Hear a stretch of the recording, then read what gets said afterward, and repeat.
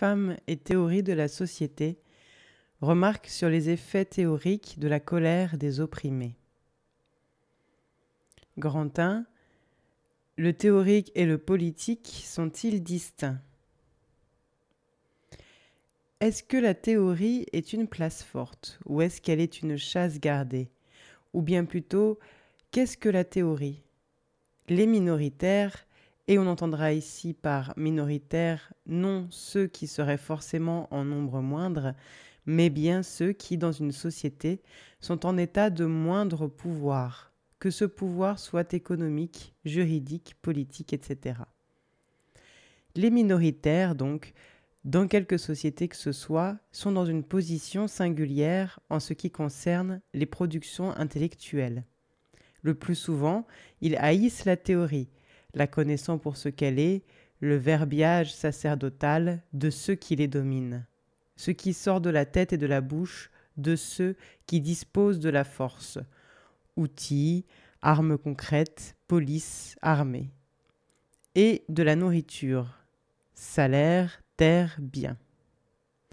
Dans la relation majoritaire-minoritaire, la force, les biens et la liberté individuelle qui en découle étant des caractéristiques du dominant, l'expression institutionnalisée de sa conscience et de sa vue de la situation est la seule à être publiée, diffusée et glosée.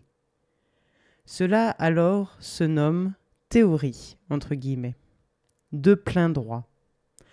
Qu'ils aient nom Malthus ou Hegel, Comte ou Gobineau, ou qu'ils aient été, bien avant eux, les théologiens, ils produisent ce qui, pour les minoritaires, est un cauchemar, eux qui ne savent d'ailleurs même pas, le plus souvent, les détails académiques de l'affaire, se contentant de connaître en pratique et quotidiennement, par la contrainte, par le mépris subi, par la faim, que de place, ils n'en ont que soumise toujours, mortelle parfois.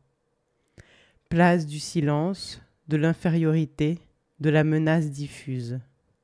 Menace à certains moments effroyablement précise, dans les coups, le meurtre. Et toujours, à chaque instant, le travail à fournir, la présence à ne pas faillir, l'attention à ne pas relâcher. Alors ne peuvent parler que l'amertume et la fureur, la pensée qui s'élabore, là, jamais n'est appelée théorie. Langage d'invective, de sarcasme, de passion réfrénée, d'ironie et de noir blasphème, ou bien de désespoir blessé. Ouvrez les guillemets.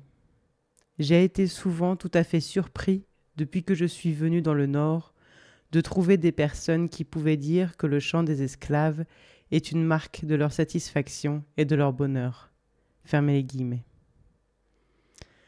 De ce qu'on peut appeler théorie de la société, au sens où nous l'entendons aujourd'hui, toutes ont été et sont la forme intellectuelle de rapports sociaux déterminés.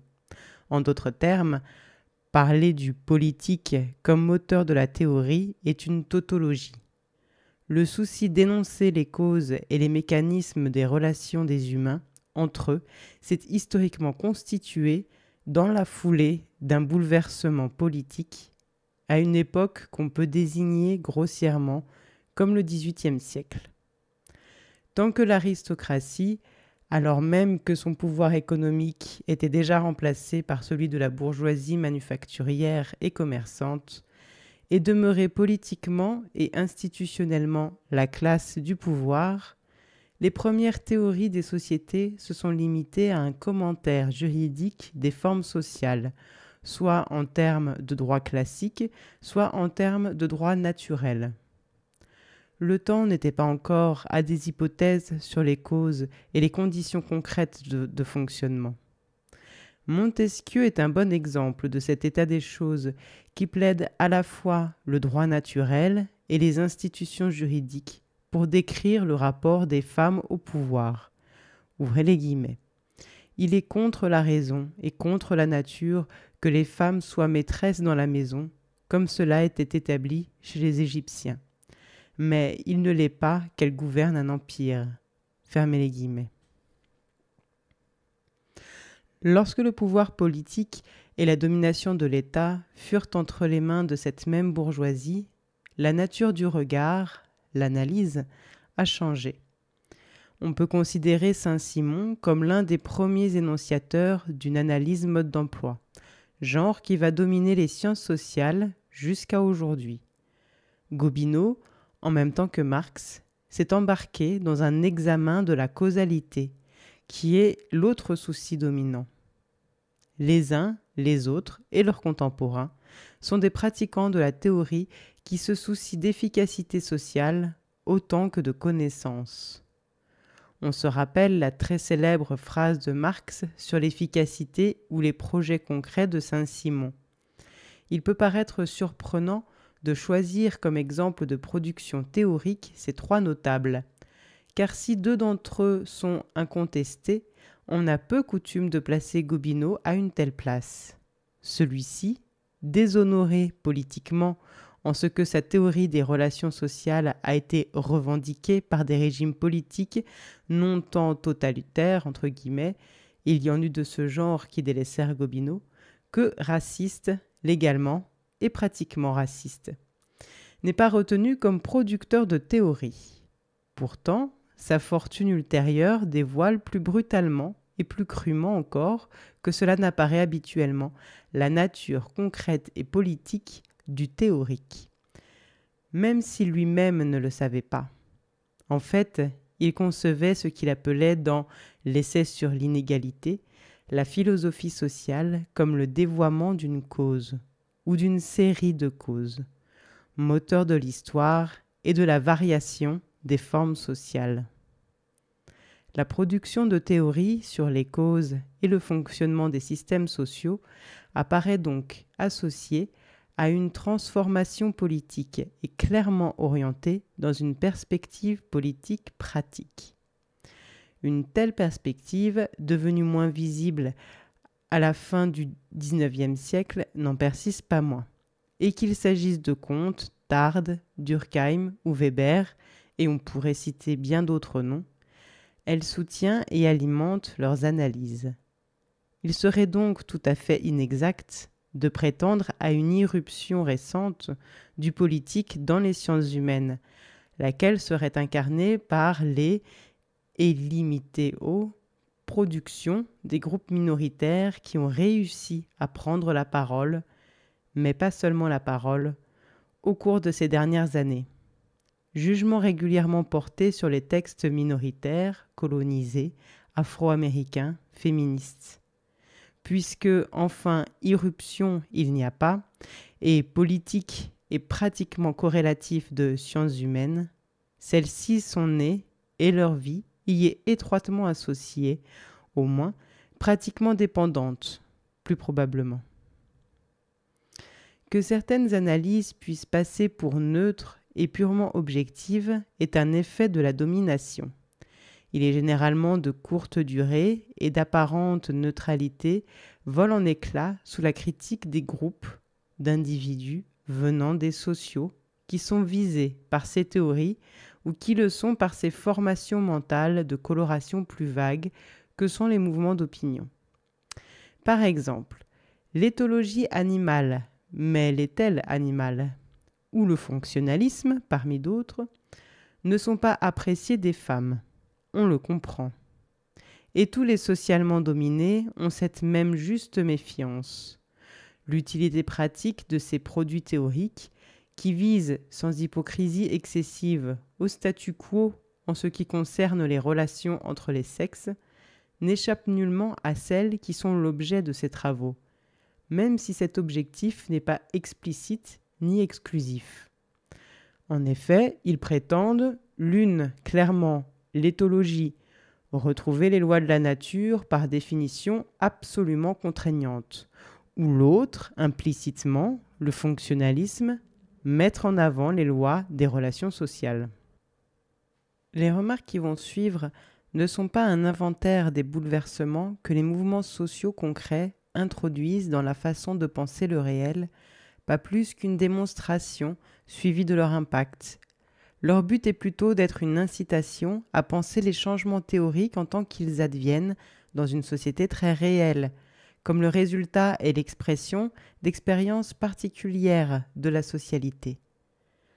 Dans le domaine qui nous concerne ici, celui de la relation entre le théorique et les minoritaires, précisément les femmes, domaine auquel nous avons toutes les raisons de porter une attention particulière aux faits, et également toutes les raisons de ne pas trop mal connaître ces faits.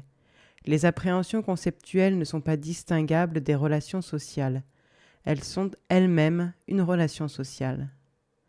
Non que ces notions, idées, concepts et théories soient des reflets, les considérer ainsi serait simplement repousser le problème de l'origine des phénomènes mentaux, de l'idéologie, mais plutôt sont-elles la face mentale des rapports concrets.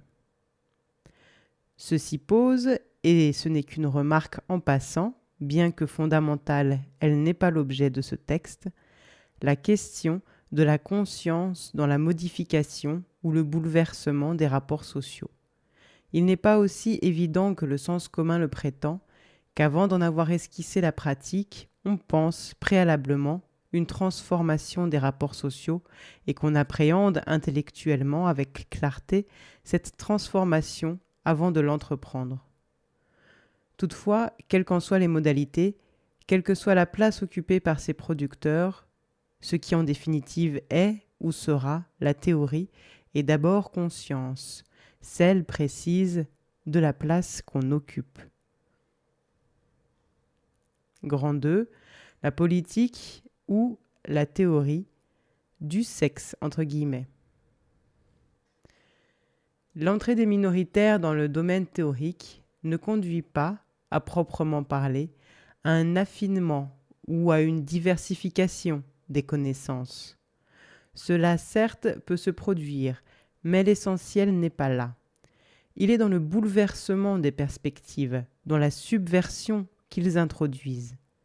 D'ailleurs, notons ceci, les premiers textes théoriques venant de groupes minoritaires sont toujours, sans exception, à leur apparition, disqualifiés sur le plan théorique et présentés comme des produits politiques.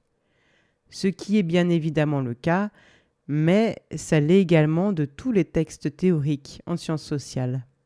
Ou bien alors, ils le sont en étant traités comme des pamphlets, ce qui est parfois le cas, ou des plaisanteries, ce qui n'est jamais le cas, ou bien enfin comme des propos terroristes.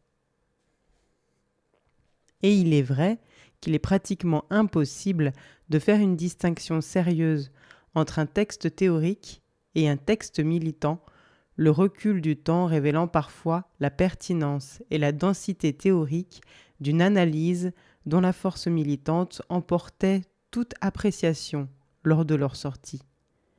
Il n'est pas mauvais de relire aujourd'hui le Scum Manifesto de Valéry Solanas ou bien le Discours sur le colonialisme de Aimé Césaire.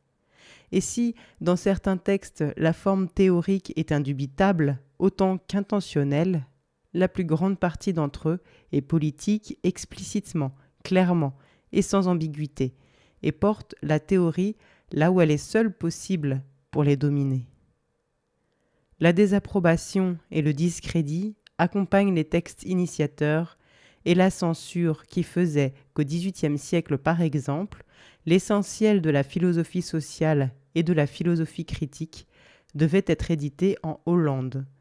Vérifie le fait. Ces textes inadmissibles finissent par l'intégration dans la théorie. Le sort des damnés de la terre ou du 18 Brumaire, connu, illustre cet état de fait.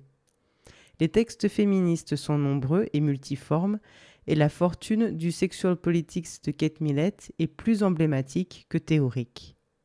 Encore qu'il n'est pas indifférent que ce texte soit une analyse des productions verbales, ce qui est également le cas du discours sur le colonialisme, méthode qui a tenu et continue à tenir une place si importante dans la connaissance que les minoritaires, et surtout les femmes, ont du monde social où elles agissent.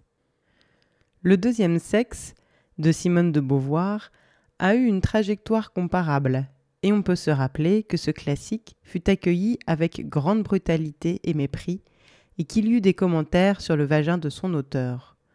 Je ne vois pas que X et mettez ici le nom masculin que vous voudrez, car beaucoup conviennent, écrivant sur l'homme avec un grand H, bien qu'il soit tout à fait explicite qu'il parlait du mal de l'espèce, en le dotant toutefois, et de surcroît, de la généralité humaine, et lut beaucoup de commentaires sur son pénis dans les critiques consacrées à son livre.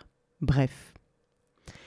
Ces textes minoritaires, dont déjà la publication n'est pas aisée, sont à la parution considérés à la fois comme légers et dangereux, comme plaisanteries de plus ou moins bon goût et menaces.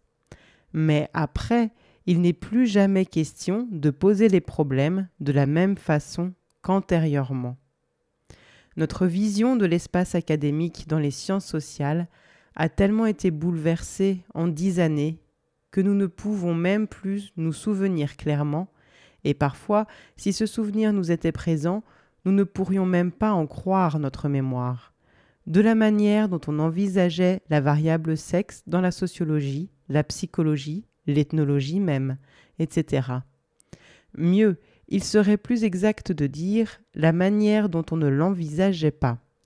En une dizaine d'années, le paysage des sciences humaines a été transformé. Et même si on est encore aujourd'hui loin d'une situation satisfaisante, rien n'évoque plus les plates plaines théoriques des années 50 et du début des années 60. Un certain nombre d'articles, dont certains violents et magistraux, ont montré que l'éclatante absence d'analyse de ce qu'on appelle le sexe dissimulait de lourdes et incontournables questions théoriques, et que cette absence même était l'un des effets, leur forme intellectuelle, des relations sociales de sexe. Ils ont montré que femmes et hommes n'étaient pas d'harmonieux associés dans le maintien et la perpétuation de la communauté sociale, mais bien des acteurs sociaux appartenant à des groupes déterminés dans une relation antagoniste. Ces questions théoriques sont des questions de vie et de mort dans un grand nombre de cas. Il en est ainsi de ce qui concerne l'exposition à la maladie et le libre usage de son propre corps, l'accès à la nourriture, la possession et l'usage des outils et des armes. Entre le pamphlet et la description systématique, entre l'analyse et le projet politique, ces textes ont modifié la perception de ce qu'on appelait le sexe. Il n'est pas question ici, comme on le sait, de sexologie. En 10 ans, la masse de travail accomplie a fait surgir un débat théorique dans ce qui était un désert. Et pourtant, ce travail énorme, une large part, la plus importante sans doute, est écrite sous des formes fragiles, éphémères, à diffusion limitée et militante, et vouée à une disparition plus ou moins rapide. Tels sont les tracts, les papiers de travail préparatoires à diverses rencontres, les feuilles renéotypées, etc. Et celle plus permanente qui prend forme d'articles, de rapports ou de livres, ne représente qu'une partie infime de l'explosion critique des années 60-70, de tout ce qui s'est fait penser alors, ou penser fait, de l'articulation et de l'expression de la conscience des femmes d'être un groupe social et de pouvoir changer les relations où il est engagé. Ces analyses ont quelques conséquences dans le domaine théorique, conséquences visibles aujourd'hui, mais sans doute en ont-elles qui se révéleront ultérieurement. Petit a, elles portent la critique radicale dans l'interprétation de faits qui, avant elles, étaient considérés comme naturels et en tant que tels, inquestionnables. La division sexuelle du travail, l'inégal accès aux ressources, qu'elles soient matérielles, techniques, alimentaires, spatiales, temporelles, etc., ou économiques, salariales, monétaires, foncières, etc. On voit désormais un problème, là même où, auparavant, on ne voyait rien. Rien si ce n'est le vide des espaces infinis, ou bien l'harmonie naturelle. Petit b, et si question il y avait, désormais, elle est subvertie. Quelques exemples de ce mécanisme, connus, ne sont pas inutiles à rappeler, car ils sont si bien entrés dans les mœurs sociologiques qu'on ne les remarque plus. Il fut un temps où même dans les sciences humaines, on parlait de problèmes noirs, entre guillemets, de questions juives, entre guillemets, Et beaucoup parlent encore de conditions féminines, entre guillemets, qui n'oseraient plus parler de conditions ouvrières, entre guillemets. Époque où l'effet de la domination dans la théorie, le fait que la théorie soit celle des dominants, supposait que les dominés, incompréhensibles épines, étaient ceux qui posaient des problèmes. En quelque sorte, mal adaptés à une situation, ils étaient présentés soit comme des déviants, soit comme des marginaux.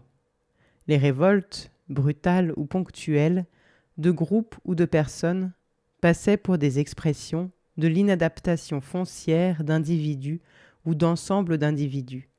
Ces révoltes vérifiaient leur incapacité naturelle ou même leur malfaisance. Au mieux, elles étaient considérées comme une réponse à une situation dont il était incompréhensible qu'ils ne s'accommodassent pas. Ceci reste très vrai en ce qui concerne les femmes. Et on cherche, les raisons de cette inadaptation à l'ordre de la société et finalement l'ordre des choses. Ainsi, les États-Unis connaissent-ils un problème noir, entre guillemets, comme le nazisme un problème juif, entre guillemets, à quoi fournir une solution, entre guillemets. Comme les États patriarcaux connaissent aujourd'hui un problème des femmes, entre guillemets. Une tentative pour arracher cette épine fut la rassurante proposition qu'il s'agissait dans tous les cas de groupes marginalisés. Petit déplacement plein de ruses. En quelque sorte, la société réelle, entre guillemets, centrale, pourvue de cohérence, de contradiction aussi, mais néanmoins présentant une homogénéité fonctionnelle, porterait sur ses flancs, tels des survivants ou des parasites, des groupes humains qui ne seraient pas parvenus à s'intégrer et seraient un fardeau pour ces sociétés. Ils sont étrangement considérés comme des à-côté, flottant dans un espace intersocial, réserve de main-d'œuvre, incapable, entre guillemets, économique et parfois juridique. En bref, tombés dans la socialité normale, ils sont supposés ne pas faire partie de la société. Ouvrez les guillemets. Le lourd fardeau de l'homme blanc, fermez les guillemets, n'est-il pas une expression qui ramène à votre mémoire des souvenirs ironiques et amers? Et aujourd'hui, à nous, ne nous suffit-il pas d'enlever l'adjectif blanc pour nous en retrouver toute la fraîcheur? Ces sociétés, donc, désignent comme une menace, vivent comme une gêne incompréhensible, ceux qui en sont pourtant les constituants de fait, qui en sont le fondement.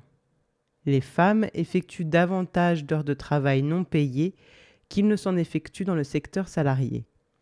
L'expression périphérie, consacrée aujourd'hui dans les analyses de l'impérialisme, ne manifeste-t-elle pas le même biais?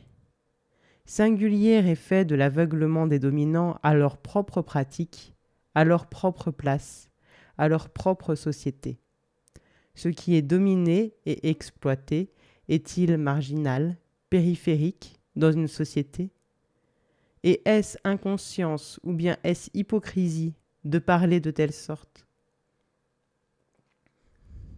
Ainsi, les rapports de domination, et donc les acteurs impliqués dans ces rapports, sont si peu pensés que la découverte de l'existence des acteurs dominés, si surprenante, ne peut pas, d'un certain temps, être intégrée dans la pensée elle-même.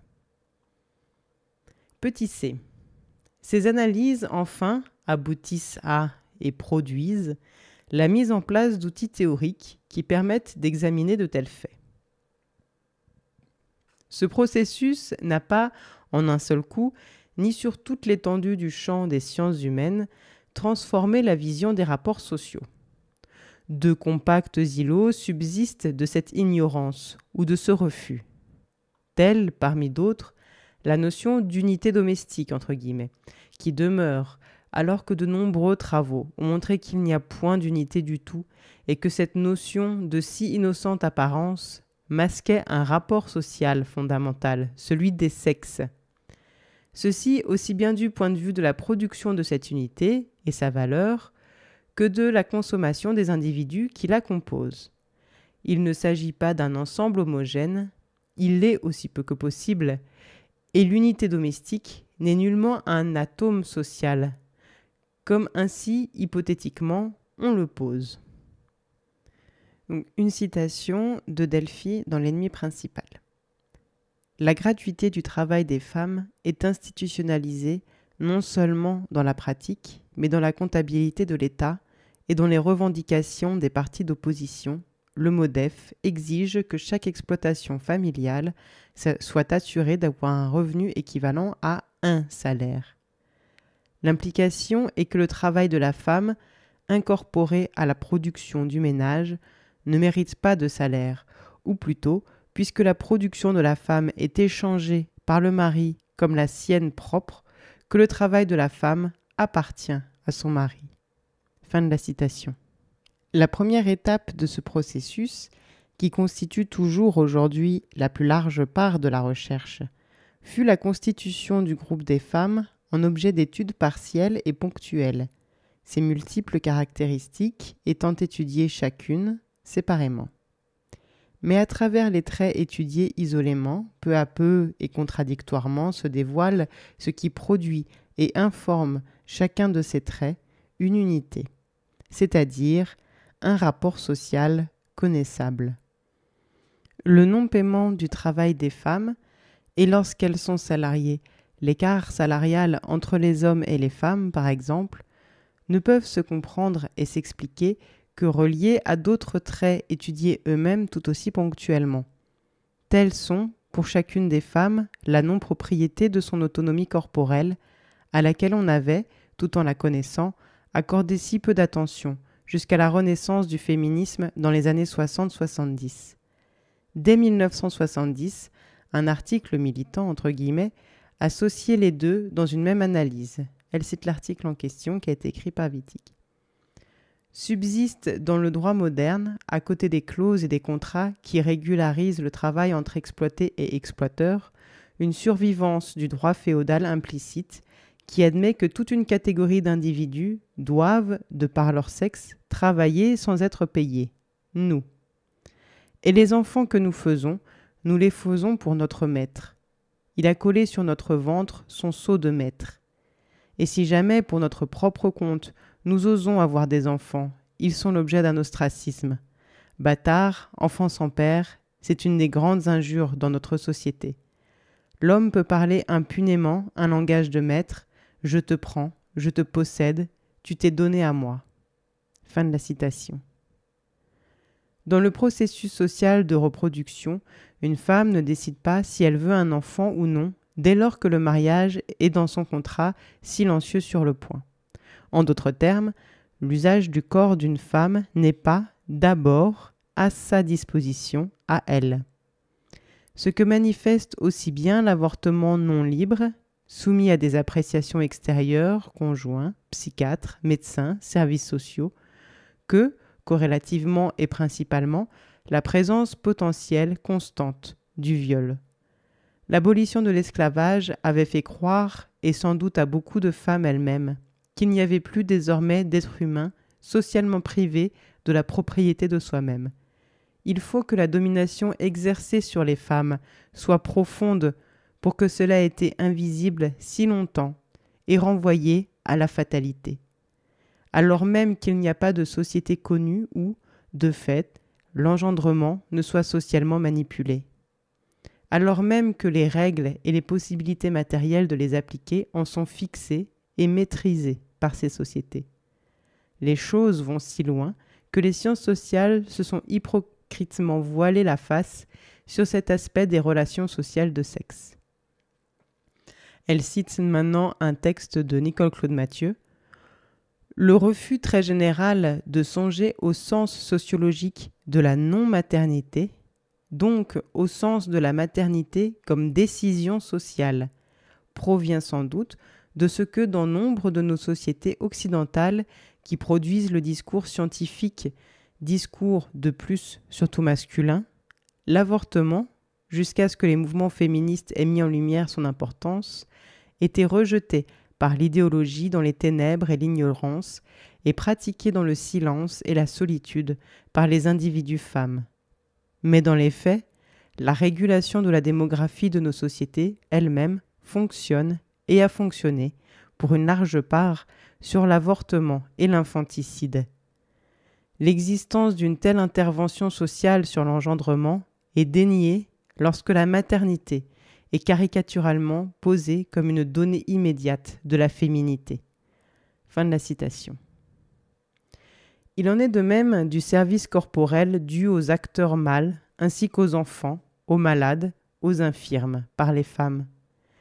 Et quand on parle de service corporel dû, cela signifie effectuer et à effectuer sans contrepartie salariale, sans évaluation monétaire, que ce soit dans l'institution conjugale ou dans l'institution religieuse, et dans ces cas, contre le simple entretien de la femme, ou dans l'institution familiale plus large. Ces actes étant pour tout salaire parés de l'honorabilité du devoir, du dévouement et du sentiment religieux. Il en est de même également de l'interdiction de libre déplacement, ni longue distance, ni éloignement du domicile ne sont tolérés pour les femmes, hormis les circonstances exceptionnelles. Tous les quartiers ne leur sont pas permis, et a fortiori n'importe quel lieu, tout comme les heures nocturnes leur sont totalement interdites, et sous peine de sanctions graves si elles transgressent un tel interdit. L'inventaire, et ce empiriquement, fut un inventaire de très précis et spécifique, dessinant peu à peu, comme dans ces dessins pour enfants où des points à rejoindre entre eux transforment une nébuleuse serrée et vague en une forme identifiable, faisant surgir de la page grise un voilier ou un clown, la figure d'une relation sociale déterminée et de plus en plus explicite, une relation d'appropriation. Beaucoup pourtant encore hésitent à reconnaître cette figure et préfèrent considérer chaque point du dessin comme isolé. Grand 3, mentalité, vraiment. Certains parlent alors, pour expliquer ces ponctuelles difficultés de retard, des mentalités. Sur quoi, au fait? Ou bien des mauvaises dispositions psychologiques des hommes envers les femmes, ou même simplement de leurs habitudes irréfléchies. Ainsi, chacun des traits de la relation est isolé et réduit à l'état d'exception ou de bavure. Dans une telle perspective, toutes ces choses pourraient être corrigées grâce à l'éducation. Les hommes pourraient certainement, mieux avertis et éduqués, s'occuper des enfants, les laver, les habiller, les nourrir, et peut-être même aller jusqu'à les supporter continuellement, comme les femmes le font. Ils pourraient confier ces mêmes enfants à leurs voisins, pour aller soigner chaque jour leur vieux père malade, et profiter de leur pause mi-journée au travail pour faire les courses du repas du soir, qu'ils viendront préparer en courant dès la sortie même du travail, par exemple. Pure question d'éducation et de mentalité, a-t-on l'air de penser. Alors il semble qu'on ne devrait pas, dans une telle logique, s'arrêter en si bon chemin et qu'il faudrait songer à entreprendre l'éducation des patrons et managers afin qu'ils prennent leur part de la tâche usinière ou dactylographique, ou bien enseigner les propriétaires terriens afin qu'ils arrachent joyeusement la betterave aux côtés de leurs immigrés saisonniers. Et ainsi, à coup de réforme des mentalités, on aurait une société souriante. Mais cela, personne ne songeait à le dire pour ce qui concerne la division du travail, de l'industrie ou de la terre. En 1840, Flora Tristan blêmissait de colère en entendant des ouvriers proclamer que leur patron leur donnait du travail. Donc, une citation. « J'ai voulu parler à tout ce que j'ai vu et leur faire comprendre ce que c'était que de constituer la classe ouvrière, le droit au travail, etc. Tous me répondaient d'un air brut. Donc, il faut bien qu'il y ait des riches pour faire travailler les pauvres. Autrement, comment les pauvres vivraient-ils ? C'est clair, leurs prêtres leur répètent continuellement cela. Il faut qu'il y ait des riches et des pauvres. Les premiers font vivre les seconds. » Fin de la citation. Mes propres oreilles, en des époques plus récentes, ont saisi des propos de ce genre, et j'ai même entendu vanter des hommes de bien vouloir prendre telle femme en mariage. La modification des termes employés pour désigner les phénomènes étudiés est sans doute le trait le plus immédiatement perceptible des changements qui interviennent dans la saisie et la compréhension des phénomènes sociaux. Modifier les mots marque clairement que la perception d'un fait a changé.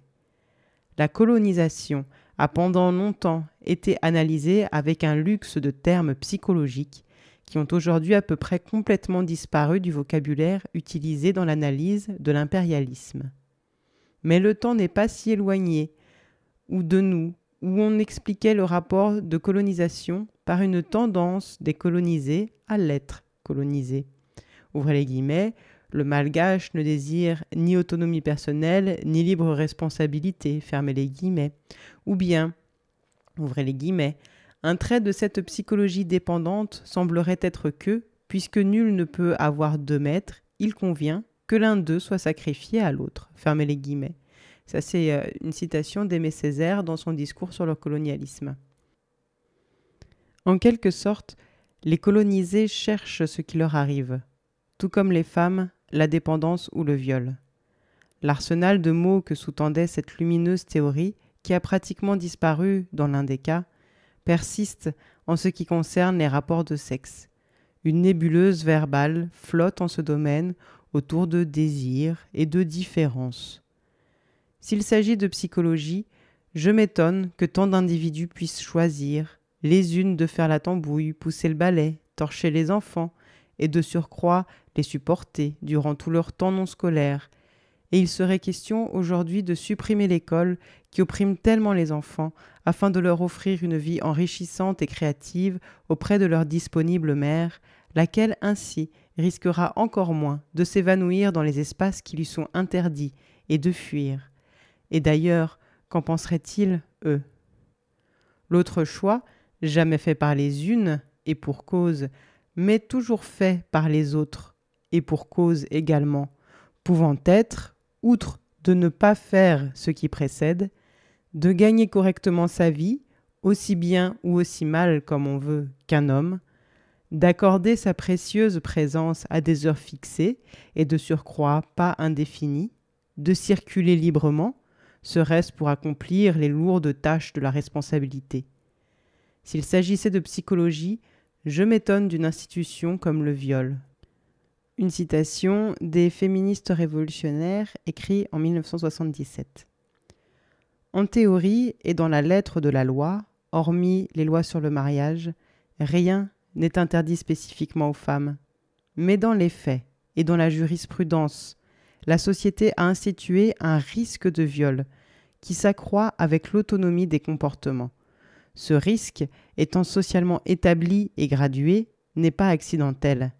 Il fait partie de tout un ensemble de récompenses-punitions qui forment un système, le système de contrôle social des femmes, celui qui assure qu'elles restent à leur place de femmes dans l'ordre patriarcal. L'agression sexuelle violente représente l'extrémité du continuum des punitions, la sanction pénale, physique et violente par excellence. Le contrôle social des femmes comporte donc une peine de viol. Fin de la citation. S'il s'agit de psychologie, je m'étonne que, et là elle fait une citation de Paola Tabet, le roc solide sur lequel s'est fondée la domination masculine, l'impossibilité pour les femmes de se fabriquer des armes, leur dépendance des hommes pour la quasi-totalité des instruments de production, le contrôle par les hommes de la production et de l'emploi des outils et des armes est confirmé comme étant la condition nécessaire de leur pouvoir sur les femmes, basé à la fois sur la violence, monopole masculin des armes, et sur le sous-équipement des femmes, monopole masculin des outils. Mais cette nébuleuse, si elle est une survivance vivace, n'est qu'une survivance. On parle maintenant de rapports sociaux de sexe. On a cessé de considérer que les sciences humaines puissent se contenter de psychologie, de mentalité, de division naturelle, pour tout potage en ce domaine. Dans la condition féminine, entre guillemets, qui a régné si longtemps, ou de la femme avec une majuscule, entre guillemets, qui fait toujours passer un frisson dans le dos. Ô femme, le trajet est considérable. et l'abandon quasi total de ce terme « condition » paraît maintenant acquis. En ce qui concerne les ouvriers, la condition ouvrière a laissé ses dernières plumes dans le lit des régimes musclés et dans les cœurs religieux. L'usage traditionnel du français égalait condition à la dépendance patriarcale. Être en condition signifiait dans la première moitié de notre siècle être domestique placé dans une maison. On parlait de conditions serviles à propos de l'esclavage et du servage. Mais condition désignait un état et non pas une relation. C'était une manière de décrire la dépendance personnelle, mais sans l'analyser, en la prenant comme un donné de fait. Une perspective comparable à celle des essences dans le domaine philosophique, de la grâce dans le domaine théologique ou des ordres dans le domaine juridique. La dépendance était bien connue et ainsi dite, mais la réalité pourtant était masquée qui n'apparaissait pas comme une relation avec les hommes. L'un des effets en fut la focalisation du travail de compréhension et d'analyse sur les femmes, et sur les femmes seules. On ne voyait qu'elles et non les hommes. Ce dernier terme était d'ailleurs quasi inexistant pour désigner autre chose qu'une entité abstraite et générale. L'humanité a régné de longues années sous l'expression « les hommes », selon une interchangeabilité qui excluait de fait les femmes de l'humanité. L'idée que les femmes seraient un groupe naturel existant en soi tend à se faire moins exclusive. Et il commence à se savoir qu'on ne peut pas parler abstraitement des femmes et d'elles seules, et qu'il convient de voir la relation sociale qui crée les femmes. Quel système social constitue cette relation et comment elle fonctionne? Et que ceci devrait entraîner l'emploi du terme « homme », ce dans le sens précis de « groupe de mâles sociaux ». Cette étape n'est pas vraiment atteinte, et cette analyse de l'état de la sociologie en 1970 reste exacte. Une citation de Nicole-Claude Mathieu. On pourrait résumer l'état du savoir sociologique en ce qui concerne les catégories de sexe par les formules suivantes. 1. La catégorie homme, en tant que catégorie sociologique spécifiée, n'existe pas, sauf peut-être en ce qui concerne la famille. Non qu'elles ne servent jamais de référence aux études descriptives des phénomènes les plus divers ou aux théories générales, bien au contraire. Mais ce fonctionnement demeure inconscient. On croit parler au général, alors qu'en réalité, on parle au masculin. 2.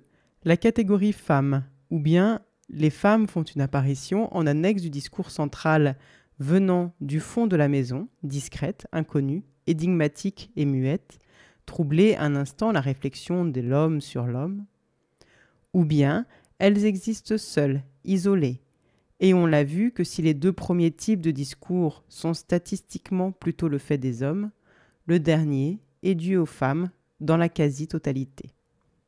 Fin de la citation. Or, cette dernière remarque, que les femmes ont fait des études sur les femmes, était la conséquence d'un fait qui était alors nouveau.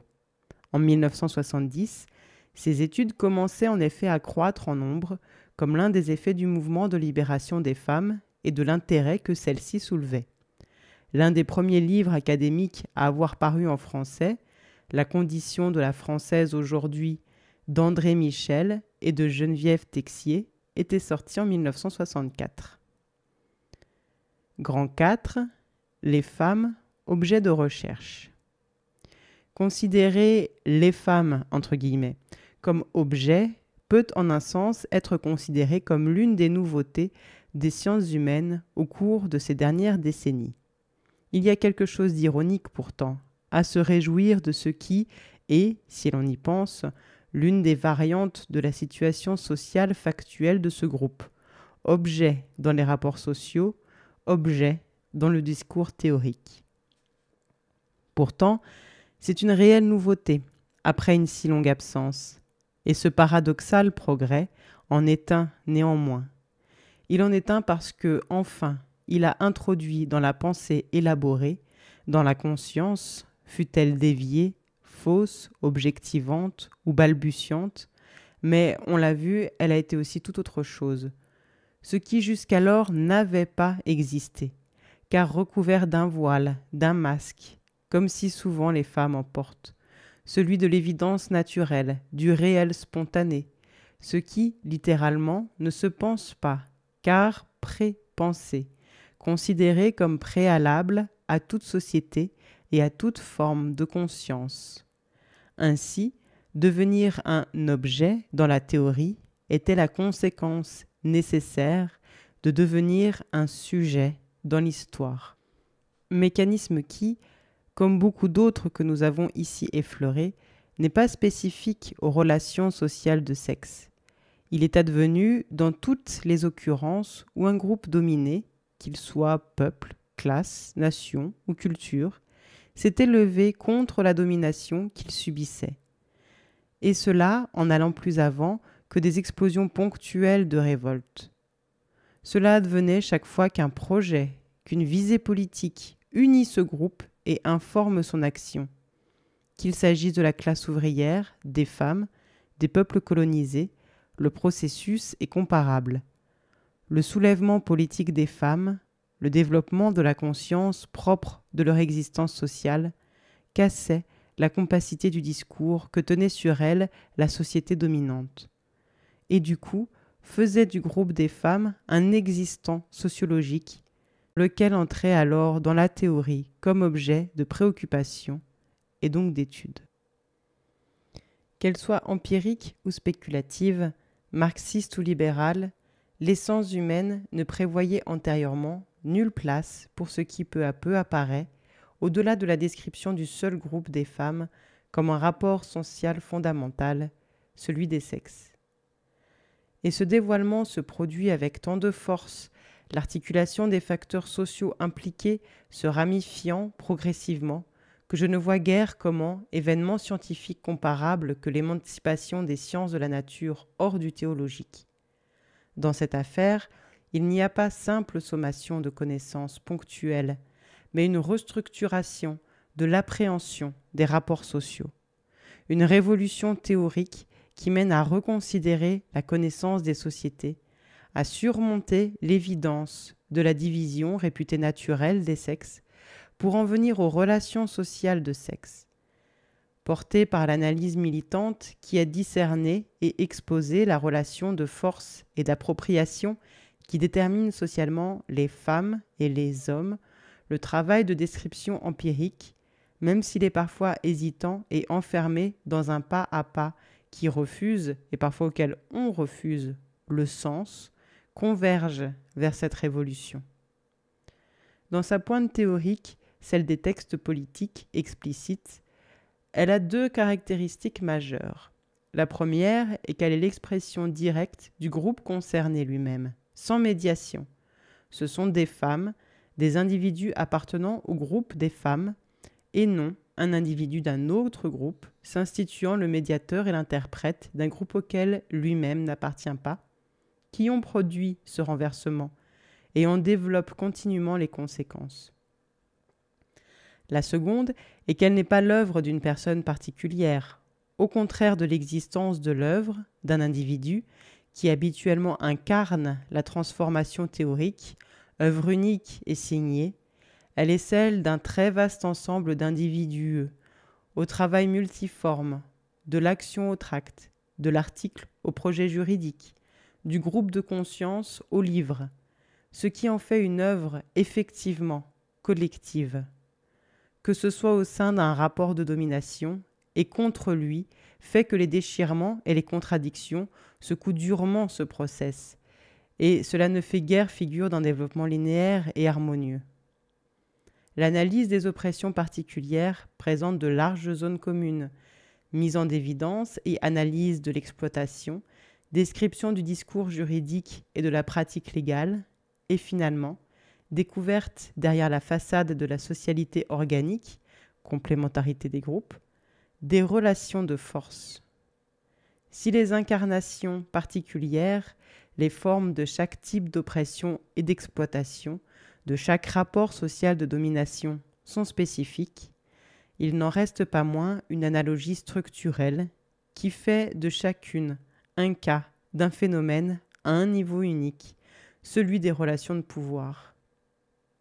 La conscience des opprimés étant solidaire, et il faut bien penser qu'elle est en effet solidaire, sinon leurs intérêts, car c'est en luttant pour d'autres opprimés que les femmes ont découvert qu'elles devaient le faire pour elles-mêmes. L'entrée des minoritaires dans la théorie est également solidaire.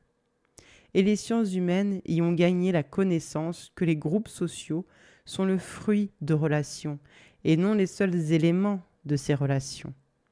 Les opprimés, en prenant la parole, ont créé une interrogation théorique qui bouleversait une conception du monde restée très profondément théologique, à travers même l'athéisme des sciences du XIXe siècle. Des opprimés vient la contestation radicale qu'on puisse penser le monde en termes d'essence.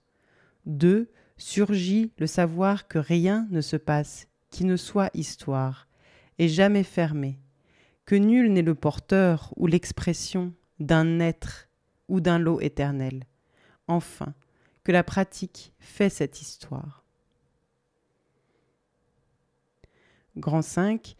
La solidarité des niveaux. Peut-être l'acquis majeur du féminisme, considéré dans une perspective théorique, ce qu'il a introduit dans les sciences humaines, est la connaissance concrète et systématiquement explicitée et exposée de la solidarité des niveaux réels du social. L'homogénéité des niveaux du réel ou leur solidarité a été mieux montrée par la vague de fond qui portait les relations de sexe au premier plan de l'analyse du système social que par l'attention aux faits de classe au sens banal ou à l'impérialisme. La difficulté de penser une situation dans sa totalité, lors même que la volonté de le faire est soutenue et appliquée, a été surmontée dans les analyses produites par et autour du mouvement qui a mobilisé les femmes ces 15 dernières années. L'avortement, le travail ménager, le travail domestique, le harcèlement public et privé, et le reste, impliquaient aussi bien le fait concret immédiat de la contrainte pour chaque individu que le système juridique plus sophistiqué, impliquaient la dépendance individuelle comme la dépendance collective. Le concret et l'idéologique se montraient plus clairement dans cette relation comme les deux faces d'une même médaille. Là était révélé un système de classe si parfaitement au point qu'il en était resté longtemps invisible. Invisibilité que les opprimées elles-mêmes ont, avec difficulté, détruite, et d'abord à leur usage propre. Invisibilité ambiguë, puisqu'en même temps la situation réelle de contrainte était parfaitement connue de toutes les femmes, car il n'est pas possible de vivre femme sans savoir cela, comme il n'est pas possible de vivre minoritaire sans savoir. Et pourtant, invisibilité indéniable, ancrée dans une banalité, la croyance que s'il en est ainsi, c'est que c'est ainsi, naturellement, et que cela est destiné à le rester. Et donc que cela n'a rien de particulièrement remarquable, qu'on ne peut pas l'analyser, et qu'il n'y a rien à découvrir là, ni à comprendre. Puisque, et parce qu'on n'analyse jamais que pour changer, pour intervenir. Penser, c'est déjà changer. Penser un fait, c'est déjà changer ce fait. Et il est évident que la longue cécité des théories, qu'elles soient psychologiques ou sociologiques, venait tout simplement signer la croyance en l'inéluctabilité naturelle de ces rapports.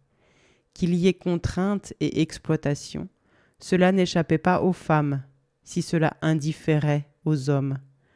Mais cela était dépourvu de sens, car cela rentrait dans l'ordre des faits inquestionnés. Dans la physique ou la mécanique, dans la biologie ou la médecine, pourtant, c'est bien l'ordre des faits naturels qui était remis en question. Les rapports de sexe étaient l'un des territoires à gagner à la remise en question des évidences. Et cette histoire, celle de l'interrogation et de la découverte de la logique sociale là derrière, cachée, est le fruit d'une synthèse entre révolte, activisme analyse et conscience.